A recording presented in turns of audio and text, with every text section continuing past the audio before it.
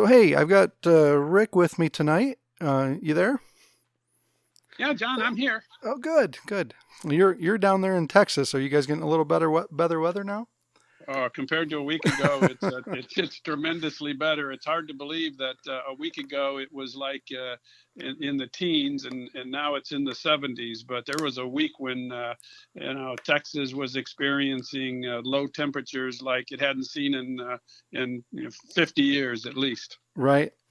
Has it ever gotten this bad? I mean, as far as I don't know how long you've lived there, but it kind of seems like a once in a lifetime sort of event happened in the past few weeks. I heard that something like this might happen twice in a lifetime. Really? Yeah, so it's very rare. Usually the winters are fairly mild. We might get into the 30s, maybe the high 20s for one or two nights during the entire season. But this was a week of just several days where it was in the teens, and it was just and power went out, and power was out for some people a couple of days at least. So, and Texas is just not used to that. They've never had this go on. Sure. So we connected, and so we'll just kind of let you explain to the listeners what you do, and I guess you've just finished up a book, and just kind of give us an idea of who you are and what you do, and tell us a little bit about your book. Okay, sure. I reached out because I'm trying to get help with reaching to as many families and parents and other people who are interested in adolescent substance abuse, because this has become such a problem for so many families and so many parents. And I've been in this field for over 2 decades. I started in Illinois, where I worked in education for years, but I also worked in a mental health, regional mental health crisis center. I began to see a lot of people who were having not only mental health issues, but substance abuse issues. So I went back to school and got licensed and trained in addictions. Continued to work at the crisis center for a while, took a job with Menninger Clinic in Houston, Texas as an addictions counselor. Menninger is it's a psychiatric hospital, but a lot of the patients that come into Menninger have not only a mental health issue, they have a substance abuse issue. So I was hired to be an addictions counselor for Menninger, and I worked there for over a decade.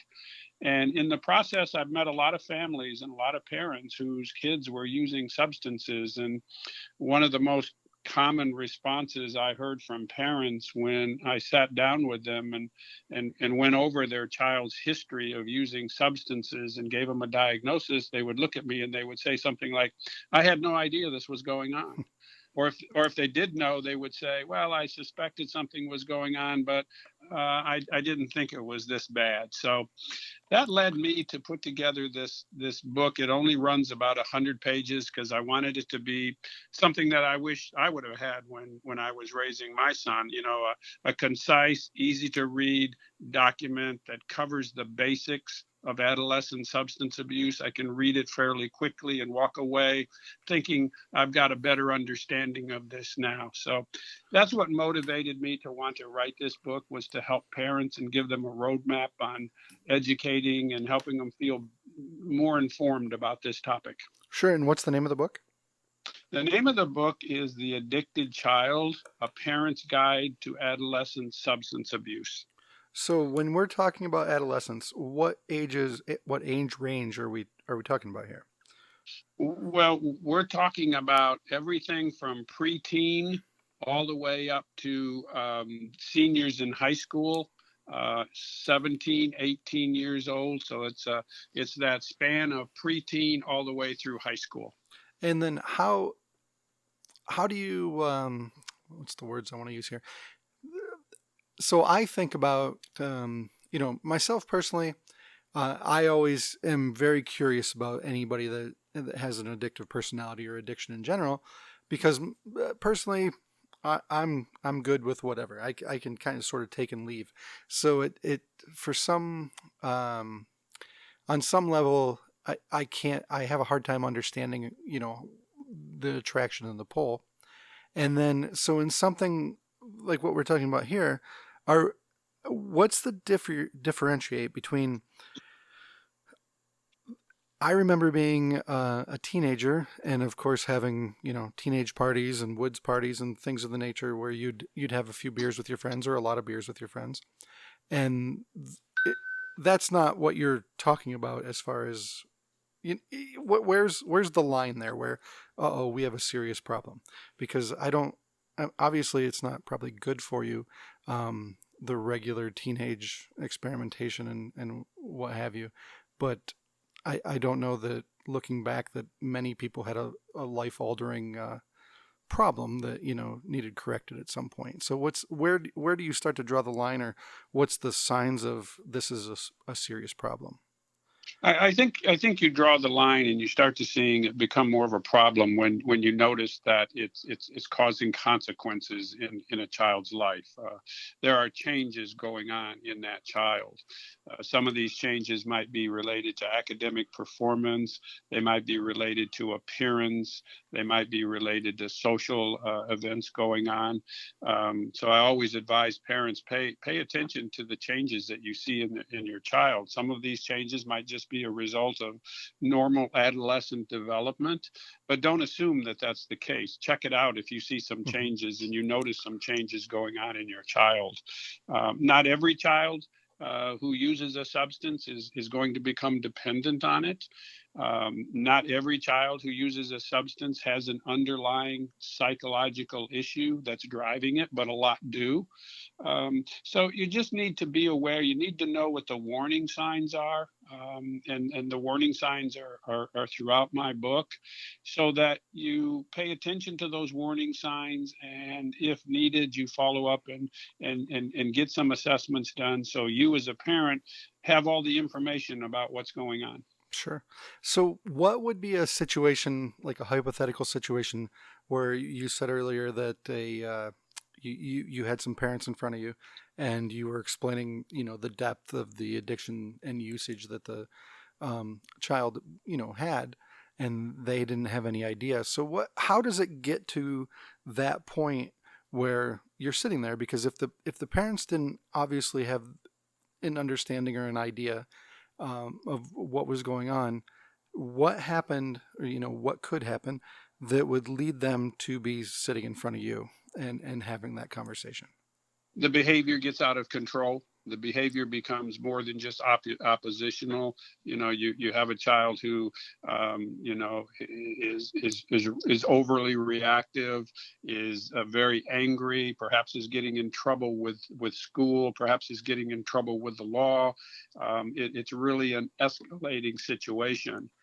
For most of the kids that I was working with at Menninger, because it's a psychiatric hospital, when we did the assessment and looked beyond just the alcohol and drugs, we found out in many cases there were some rather serious underlying psychological issues going on. The child might have severe anxiety, or might be suffering from depression, or might have post-traumatic stress disorder going on, or there might be an emerging personality disorder that's starting to show up. Mm-hmm. So, there could be a lot of reasons that are pushing a child to using a substance. Sometimes it's to medicate an underlying issue that needs to be addressed as well. Sometimes it's peer involvement, and it gets carried away. But the parents that brought their kids into my hospital had really let it get to a situation where it was either life threatening or it was very much out of control, and they felt that they had no other resort but to put their kid in a hospital. Mm. Oh, that's got to be a tough one. It is a tough one, and it's difficult for parents to do, but they were literally backed into a corner where, Mm-hmm. This had gotten so out of control that it had become really very threatening. And what kind of substances are we talking about that these kids are using? Well, alcohol and marijuana continue to be the two most popular substances in the teen population. Those are the ones that kids are using more so than any other substance. There is some use of things like cocaine. Maybe 3% of seniors. There's maybe 4% of seniors are using LSD.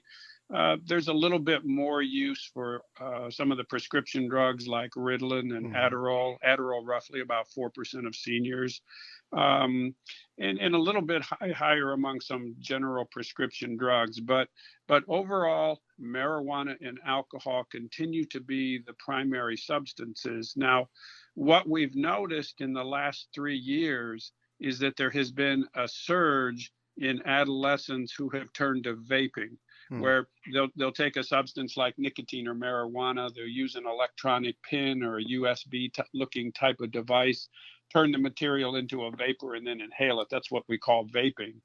Well, in the last 3 years, there's been a surge of vaping. For example, 3 years ago, 18% of seniors were vaping nicotine. Today, it's 34%.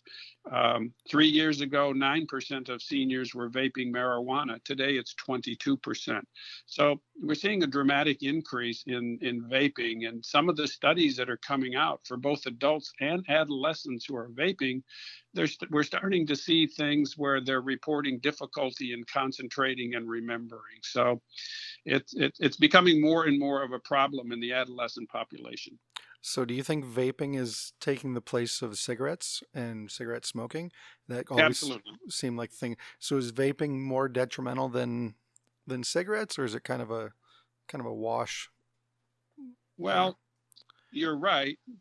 We are seeing a significant decline in cigarette smoking. It's probably at the lowest level that it's been in a very long time. But kids have switched from smoking cigarettes to vaping nicotine.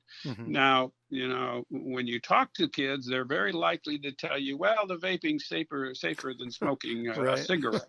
And in a certain respect, that's right, because when you smoke a cigarette, you're not just getting nicotine, you're getting hundreds of other chemicals.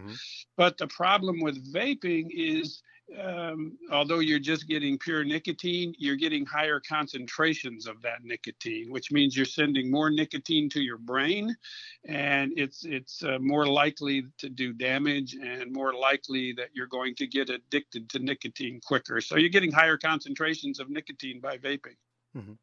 And so what is the negative consequences, not just of vaping, of all these? What do you see? I mean, obviously we all know what happens if you drink too much. But as far as the vaping and marijuana and some of these others, what are you seeing as their negative consequences from that? Well, when I was working with kids who were smoking a lot of marijuana, these were kids that were smoking multiple times a day. Their IQs were all average to above average to superior. When the psychological testing came back on them, what I found was their short-term memory was impaired. The processing speed of their brain was less than what it should be. Their motivation wasn't quite what it should be. So it was very clear that smoking marijuana the way that they did was changing their brain, so to speak, because the brain just wasn't moving along the way it should be. Now, was all of that due to marijuana? Probably not. Was marijuana contributing to it? Yeah, probably was. So we could see some of that going on, and that's what the main emphasis is about adolescent substance abuse, is the fact that adolescent brains are in the process of developing. We don't get developed till 24 or 25. So when you start putting drugs into a developing brain, especially at a very young age, you run the risk of having some really serious consequences go on. Sure.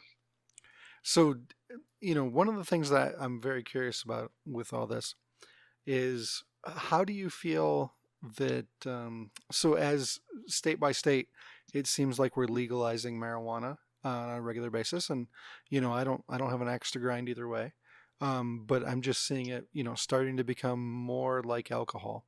And one of the things that I look at when you're looking at marijuana and different things, is you have this unregulated substance that's floating around, and people are getting it usually in the most sketchiest of ways. So it's not like you're going to the liquor store and you're buying a case of beer. You know what a case of beer does. You're meeting some guy somewhere and sketchily buying your marijuana from him, and who knows what that is? Who knows how potent? Who knows how good it is? How bad it is? If there's something else in it that's dangerous. So I look at personally, I look at this whole situation, and I think, I honestly don't think that teenage and younger folks should be smoking marijuana at all, especially the effects and what it does is your brain as it's forming. But also, I'm starting to look at it like maybe it'd be better off if there was a regulated source, that there was a quote unquote pure, what you're getting sort of situation. You don't buy a can of Budweiser and it's straight vodka. It's always Budweiser. Yeah, right. Yeah, I think that's a valid point. The one benefit of legalization of marijuana is it allows for stricter regulation of what you're actually getting. You can regulate the purity of it. You can regulate the THC content. You don't have to buy it off the street, where you can pretty well be assured that it may be containing something other than marijuana, Right. which makes it much more risky. So from that standpoint, I think it's probably less risky if you're buying marijuana in a state where it's regulated. Mm-hmm. But that's for adults. Again, I Right. get back to the issue that no matter whether it's regulated by the state, marijuana use from a neuroscience point of view is not a good idea for anybody whose brain is still in the process of developing. Sure, I agree.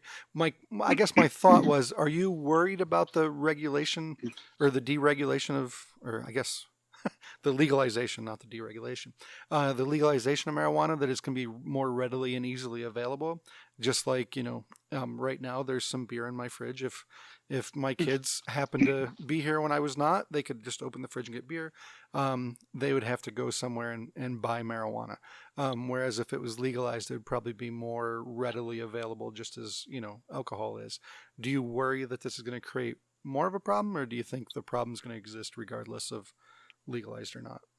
I think there's always a risk, even if it's illegal and parents have it in their own house. I advise parents, if you have any drugs in prescription drugs, or even non-prescription drugs in your house, and you have adolescents and children in that house, you need to secure those substances, and alcohol too.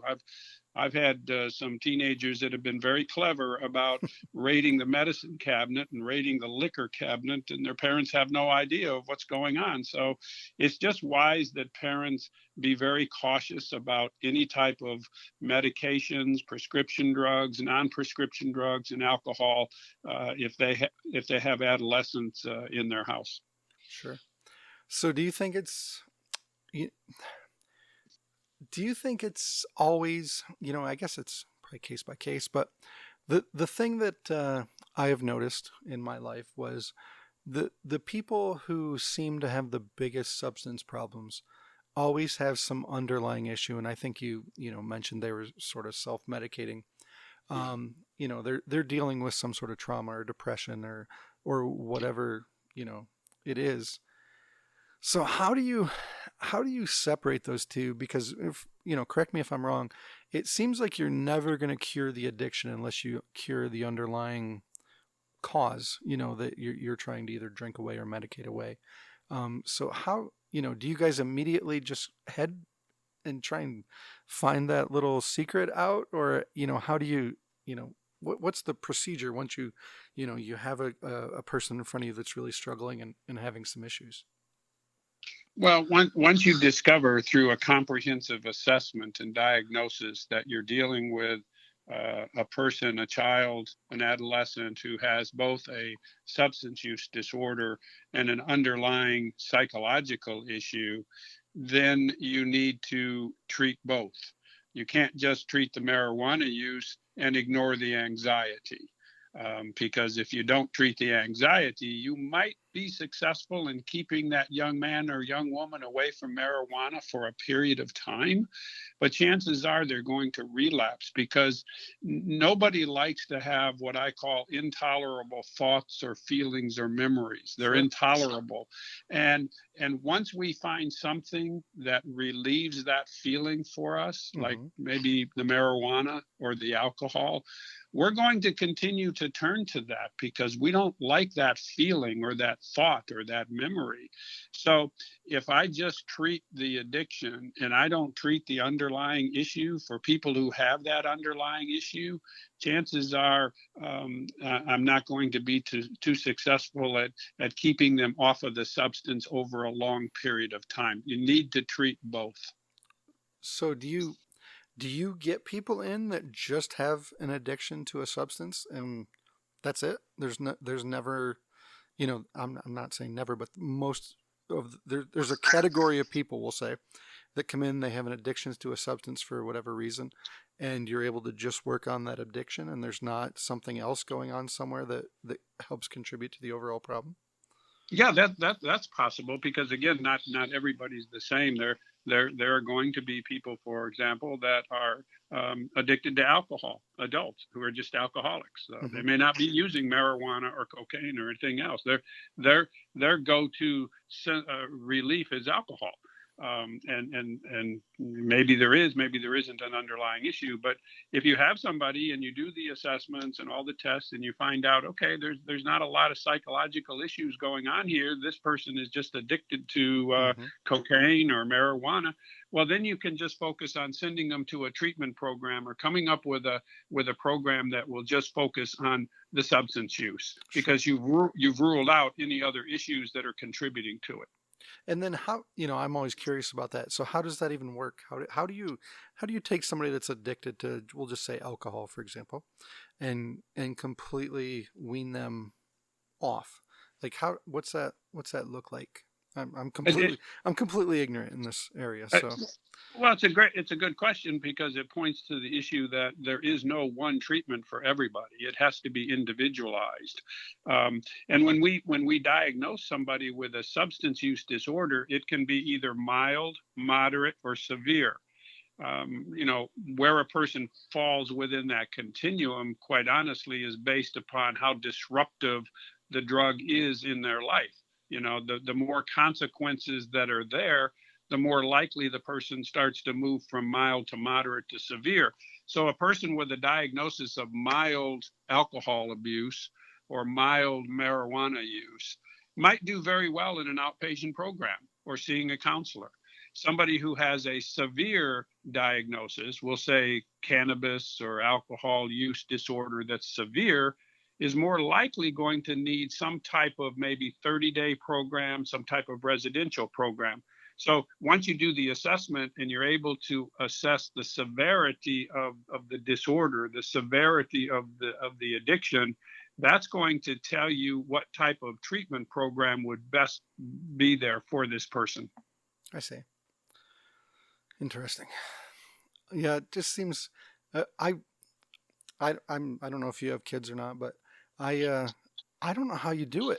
Like getting any information at all out of my kid or my neighbor's kids or my family's kids seems like the most impossible thing in the whole wide world. I can't imagine how you guys are able to extract meaningful information out. It just seems like kids, I don't want to say they're too smart, but they seem to get the gig. And how do you go from, I basically would feel that most kids would, especially under this, it's illegal for starters for anybody underage to be just alcohol, for example. So now you're not only admitting to a crime, you know what I mean? Like how do you get these kids to open up and really talk about this and what it seems like the most impossible conversation and job in the entire world to me. Well, it can be a challenge. I will say that. I actually, enjoyed working with the teenagers, and for a parent, it's a difficult decision to make, but it's a decision that has to be made. You need, as a parent, to get that information and get those assessments.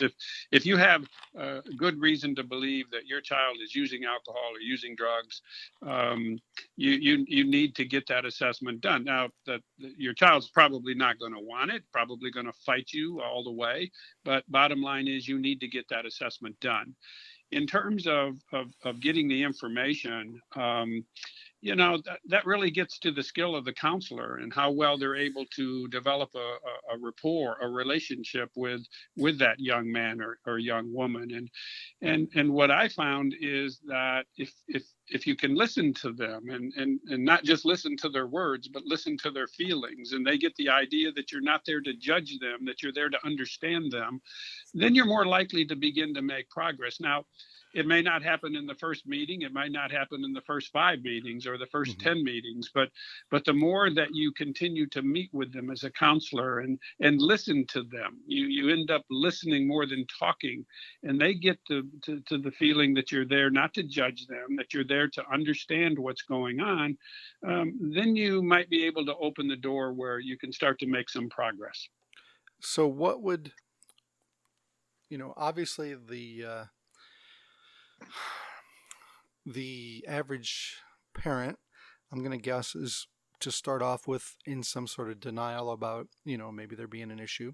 Maybe. I guess they're all different. But how would a parent go about identifying this issue? Like, so I know you said in your book there's a few warning signs and different things. But how would a parent, like I watch, my daughter's just about to turn 9, so I haven't gone through the teenage years, but I've watched a lot of my friends go through the teenage years with their kid. And I'm not sure how you can differentiate between, and maybe it'd be a long pattern, I guess, but they just seem to go crazy on a regular basis, for lack of better terms, and how do you figure out whether they're just acting out as, people who are dealing with all sorts of hormonal changes in life and different things, as opposed to, we really have some sort of problem here? Because I see, I've seen a couple parents overreact, and they sort of went, they have to be on something. They're acting so crazy. And as it turns out, they're just teenagers. And then I've seen other parents who are completely the other way, where they're like, they're fine. And, as other parents, you kind of see like, geez, they're constantly sneaking beers out of the house or whatever. And you're like, hey, you have more of a problem here than you think. So how, as a parent, how do you figure that out? Well, I point out in my book that most parents are not equipped through training and education to be able to do this assessment. They need to rely on professionals that have the experience and have the training and the education to be able to sort this out for them. And that's really what you need. You need to have a professional who can figure all of this out for you, give you a diagnosis and make recommendations, because it's very hard for the average parent to sort of figure out, well, okay, what I'm seeing here seems a little weird, but I don't know if this is just normal adolescent acting out, or if my kid's just pissed off, or if it, is mad at me and taking stuff out on me, or is there something really going on here? You may not know that the child is using a substance, but the behaviors indicate that there's something not right here. Maybe it's drug related, maybe it's not, but I sure as heck can't figure it out. And that's where you rely on the professionals to help you sort through this and give you the information that you need to make decisions. So if you were gonna take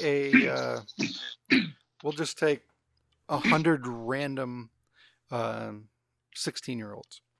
How many, in your experience, do you think have some sort of substance issue? Like, do you think it's 5, 10, 20? Is it higher, lower? Like, what do you feel is the kind of? Well, I can tell you that the data shows that, for example, roughly a little over 55% roughly of seniors are drinking alcohol. I can tell you that about a little over a third of seniors are using marijuana. Now, that's not to say that they're using this or drinking every day. It's just they report Mhm. every year um, the extent of their use. So, I think that there is a problem out there, that these substances are out there, and that's what parents need to be aware of. There's there's two things that I think are concerning. One is the availability of these substances. If you ask kids, how easy is it for you to get marijuana? 80% of them are going to tell you it's fairly easy for them to find it if they want it. Mhm. And about 30% will tell you if they want to find LSD, they have no problem doing that. Wow. And alcohol, over 80% would say if I want to find alcohol, I think it's easy to do. So it's very, very disturbing in a way that these substances are so readily available to these teenagers. Now, in addition to that, the availability, there's the issue of how harmful do these kids think these substances are? And what we're finding is that they don't think that these substances are very harmful. For example, only about 30% of seniors would tell you that smoking marijuana every day is harmful. Only 30% would tell you that. Hmm. And only about 25% or so of seniors would tell you having one or two drinks nearly every day is not a great risk. Um, so I think the availability of drugs being so easily available, and these kids' perception that it's not very harmful, whether it's alcohol or marijuana, I think those are two conditions that sort of lead us to why we're in the situation where alcohol and marijuana are so popular among these kids. They don't think they're harmful, and they're easy to get. And why do you think that is? What do you think's driving that? Do you think it's a society wide? I mean, obviously, alcohol has been more than glamorized in every aspect of society. It doesn't seem, everything from music to movies to TV to, I mean, just for example, I'll give you, for instance, is we all met up with our friends tonight and had it's wing night at the local Legion, and there's a pretty good mix of families and everybody in there, but everybody's having a beer, and it just seems like a no big deal sort of situation. So, do you think it's a society influence, or do you think it's more of a cultural the that they kind of get this idea? Because I remember even when I went to school, when I went to school, I didn't ever run into anything besides alcohol until I was probably 1920 was probably the first time I was around anybody smoking marijuana, and it just wasn't a thing. There was alcohol around, and I feel like today things are completely different. Like there's stuff everywhere. I hear some horror stories from some of the high school kids that I know, and they're telling us about different things that are going on. You're just like, how is this happening? Like what has changed so dramatically from maybe 20, 30, 40 years ago to now? It seems like a whole different world. It does seem that way. I know when I was in high school and college, that alcohol, I don't even remember thinking about alcohol, much less seeing it around. And marijuana, yeah, I knew about Woodstock and things like that, but Mm-hmm. it's nowhere near what's going on with these days. And maybe it's the availability that's increased. It's more widely available. Maybe it's society has changed. And I think a certain aspect is that, teenagers just don't see all of the negative consequences from smoking marijuana or drinking alcohol. Yeah, they might hear about it every once in a while, but it's not personal to them. They unless a friend of theirs gets harmed, they've heard the stories, but it doesn't register to them. And that's why I found that in working with these kids, it doesn't do me any good to tell them it's illegal. It doesn't Mm-hmm. do me any good to tell them if they keep smoking marijuana, their grades might drop, they might not graduate, and they might not get a job. They don't care about that. They don't believe it. But what I did find worked with them was the neuroscience. When I could talk to them about how their brain works, and I could show them the different parts of the brain and what they were responsible for. This part of the brain is responsible for your coordination. This one's responsible for your memory, and this one's available. This one helps you with your with higher order thinking. And then I would show them another graph and showed them where marijuana attached itself to the brain. Then they could see, okay, now it makes sense. Now I understand why my short-term memory is not as good as it used to be. Now I understand why the processing speed is just, my brain's just not clicking along. Now I understand why my motivation is not so bad. They could actually see the connection between using marijuana and how it affected their brain and what they were feeling. That made a difference to them. Sure. So when they could actually see the direct effects, that Right. was the only really thing that would kind of hit Yeah. home. Because when you're a young kid, when you say, there's a lot of things that you think are never going to happen, it seems like, in your lifetime, and you just kind of push it off, like, I,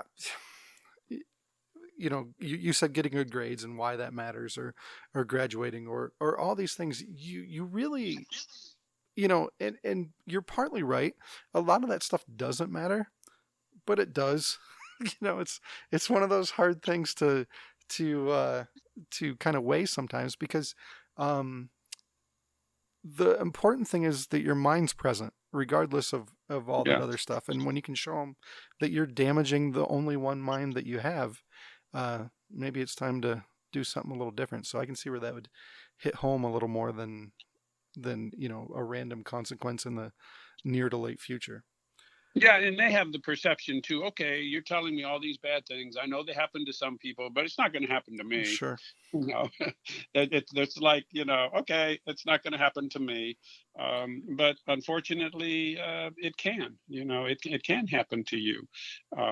And protecting your brain is something that is very important to do. How do you think all of the lockdowns and through the pandemic has I kind of look at it in one way. Well, we've removed a lot of the social interactions that probably young people are having. So is there some decrease in abuse, or has it increased due to some isolation or depression or something of that nature from the being locked down and not at school? I think we're just seeing the tip of the iceberg in terms of what this pandemic is doing for both adults and adolescents when it comes to mental health. I think this has disrupted families and kids. It's had a tremendous impact on adults as well as kids. Everybody has been thrown into a different environment, so to speak, almost a different universe. The CDC is noting that as a result of the pandemic, there's been an increase in children and teens' need for mental health. For example, since the pandemic, there's been a 24% increase in emergency room visits by grade school children. And there's been a 30% increase for teenagers who are in some type of need for mental health. So it's having I think we're only beginning to see some of the impact it's had. The other thing is we talk about process addictions being behavioral addictions. A good example is video gaming.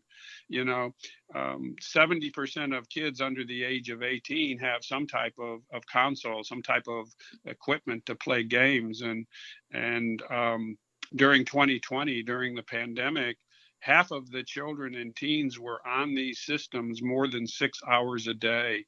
And that's a 500% increase over 2019 because they've been sort of locked down at home. Even if they're online in school, they're not I don't think they're spending as much time on their schoolwork as they would if they were in a traditional classroom. So they have a lot more free time. So there's no question in my mind that the results of this pandemic are going to have mental health ramifications for adults and for kids and for quite a while. Absolutely. One of the strange things through this whole thing was when you talk about mental health, especially well, we're almost exactly a year to when it all started, and I remember roughly about this time. Well, I remember because my daughter's birthday is this weekend, and I remember my wife and I starting to have conversations about, like, everything seems kind of weird here. Like, should we be worried that, there's something crazy coming? But then also you sort of rationalize that you don't want to over worry about something that's never going to happen. And Right. then as we slipped into completely everybody stay home and we're locked down and all that good stuff, um, we went from, it was a really weird thing for us. We live in a very country setting here. And one of the things that I wasn't expecting, like if you were to go back at the beginning of this and, ask me what I thought, explain what was going to happen and tell me what you thought would come out of it, or I thought would come out of it. And our close neighbors, our next door, and few doors down neighbors, we've become way better friends. And we were already good friends, but we're almost more like family now. Where we didn't have anywhere to go, didn't have anything to do, couldn't go anywhere. And the only people that you relatively felt safe being around were the people that you could see every day, and you had to see them anyways.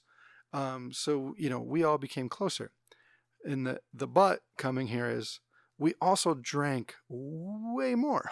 Like we Yeah. just had nothing to do. So you'd sit around, you're all, worried about what's going to happen, whether it's job wise or health wise or family wise. And, at the end of the day, everybody's sitting around, come over and have a couple beers or whatever. And Yeah. all of a sudden we're like, holy cow, we've gone through a tremendous amount of alcohol this month. And obviously that's not great for you, but I'm kind of conflicted on some level of our relationships have gotten stronger when we're sitting around all the time. As has this spawned really good friendships and a whole bunch of alcoholics? You know what I mean? Like what is going to be the long-term effects of this past year? It seems I, crazy. I would suspect that probably once we move out of this pandemic and get back to the way things used to be, the drinking will subside back to where it used to be, because I think your example is what happens to many people. They're locked down, they're out of contact with work colleagues and other people that they normally socialize with, and it's very convenient then to have a few drinks every once in a while, or maybe even every day. But I don't really believe that those people are going to turn into raging alcoholics. And I suspect that, like a lot of things, once we get out of this, things are going to return back to some sense of normalcy in the way it used to be.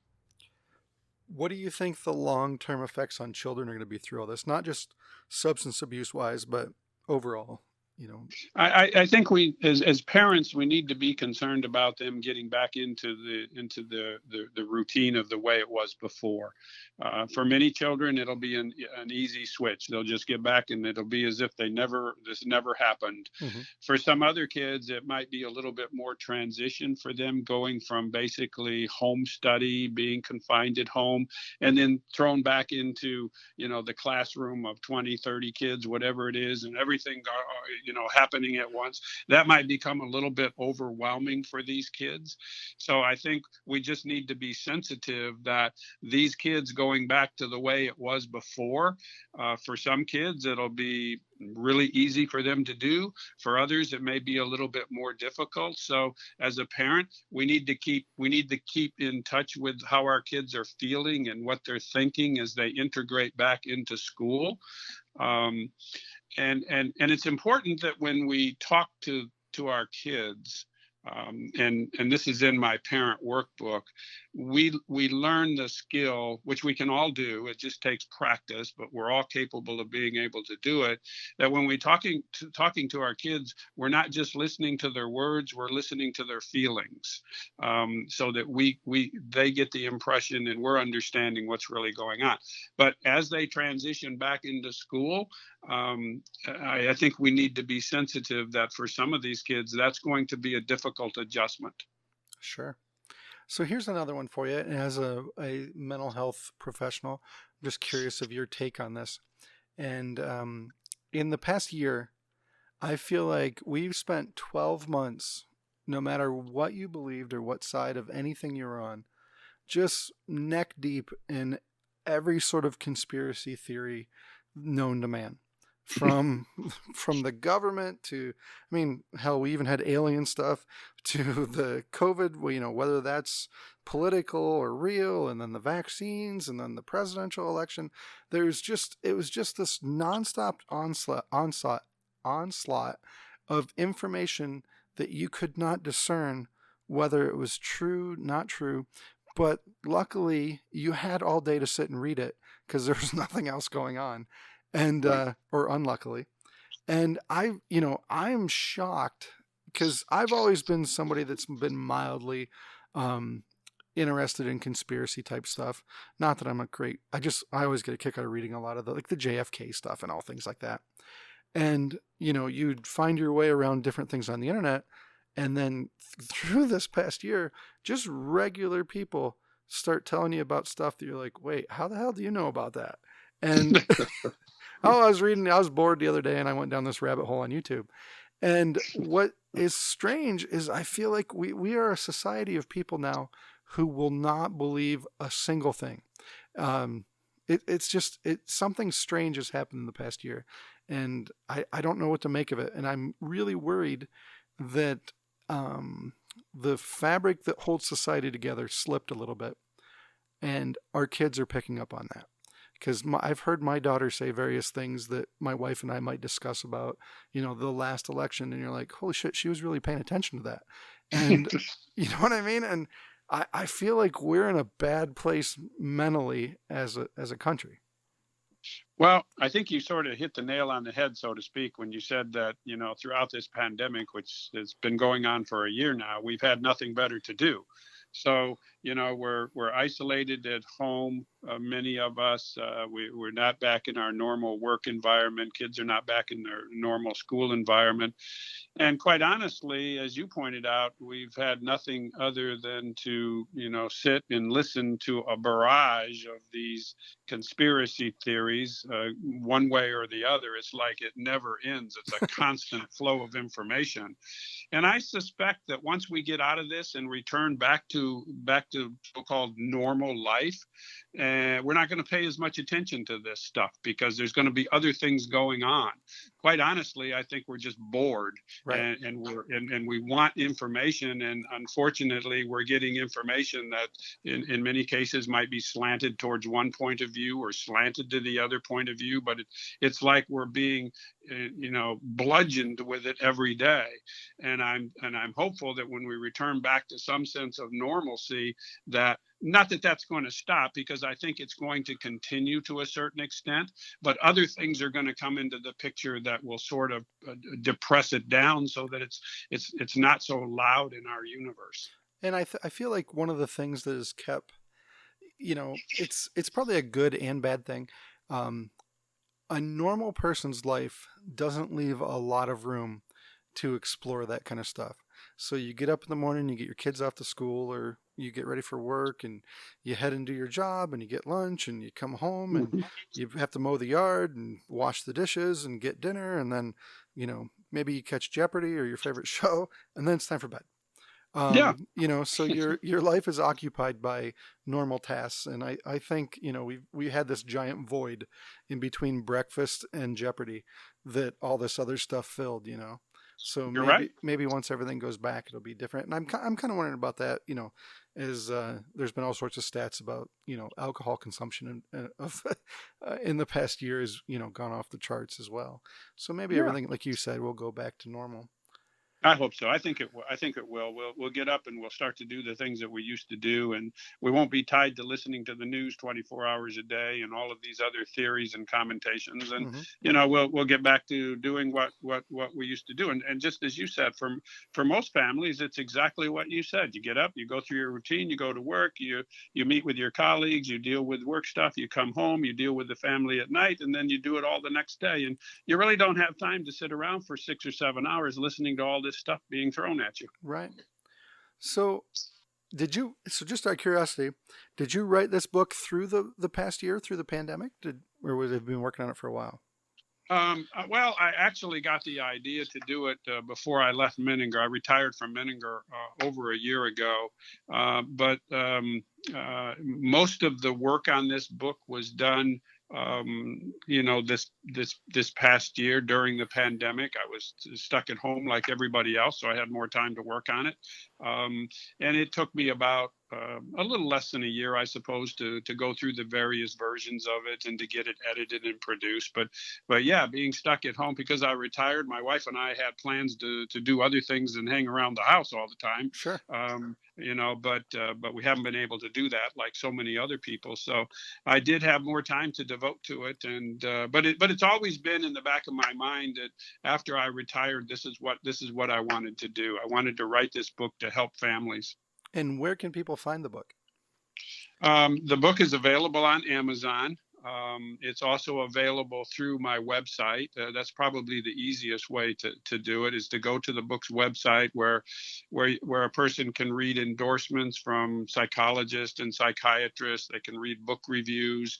They can see a sample chapter from the book. They can learn about the parent workbook, and they can send email messages to me. The website is www.helptheaddictedchild.com. www.helptheaddictedchild.com. So here's a question for you. So it's a perfect world and you have a magic wand and you can do whatever. So you wave your wand, and whether it's something that all children do, something all parents do, a combination of both, a thing that the government does, society does, how would you, if you had a magic wand, fix this tomorrow? I would go back to really where I started my career, and that's elementary and secondary education. And I would redesign the substance abuse emphasis starting at a very young age in elementary school.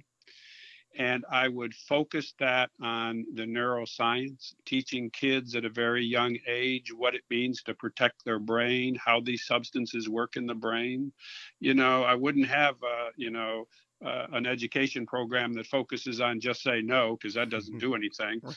But I really would redesign the curriculum starting in the elementary school and being reinforced every year from elementary through high school on the neuroscience of addiction and how these substances can interact in a developing brain, so that these kids at a very young age begin to see the importance of their brain, how to protect it, and why they should stay away from these substances while their brain is developing. So I would reshape the entire education emphasis on substance abuse. Perfect. And then if there was somebody, so let's just say there's a parent that is suspicious that there's something going on with their child, or they know there is, or you're a teenager and you have a problem and you happen to be listening to this right now. What are your best steps? What's the best thing to do like tomorrow to try and get back on a path to normalcy?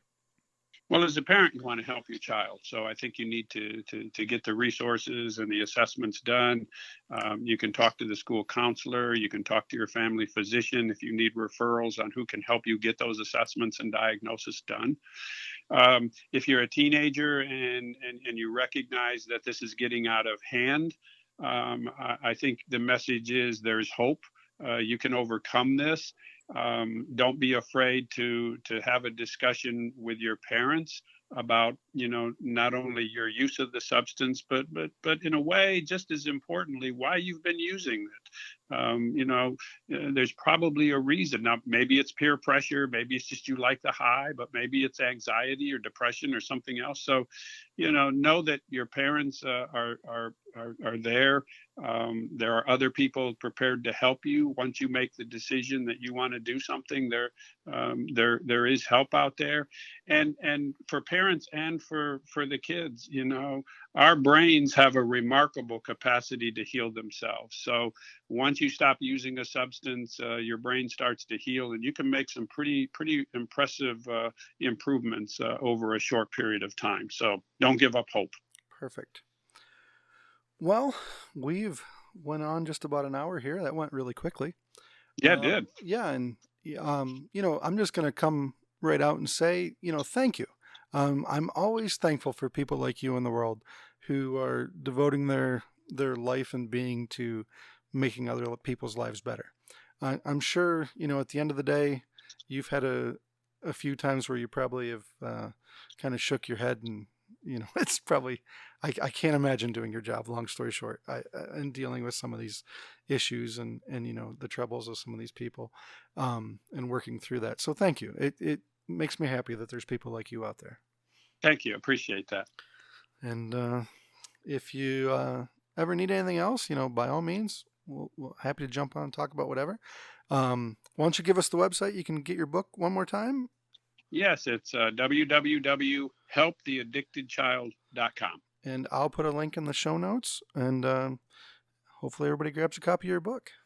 I hope so. And, if they send in questions to you or they make comments or just in talking to other people, if you come up with a number of questions that you think people are interested in or questions that people have sent to you, I'll be glad to come back and we can do another question and answer type of format to address any of the issues we didn't have time for today. That'd be great. Really great. Well, thank you so much, Rick. Have a great night, man. You're very welcome. I appreciate you taking the time to talk to me, John, and have a great weekend. You too, bud. Thank you. Bye-bye. Yep. See ya. Bye-bye.